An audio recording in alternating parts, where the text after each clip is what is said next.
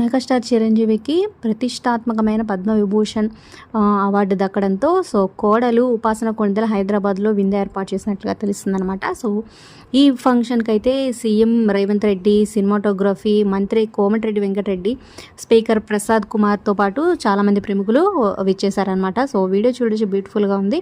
So megastar చిరంజీవికి శుభాకాంక్షలు తెలియజేస్తూ పుష్పగుచ్చం అందజేశారనమాట సీఎం. అలాగే ఈ ఫ్యామిలీ మెంబర్స్ని అందరినీ ఆప్యాయంగా పలకరించారు. సో చిరంజీవికి పద్మవిభూషణ్ రావడం చాలా గర్వకారణం మనందరికీ అంటూ చెప్పారనమాట సీఎం.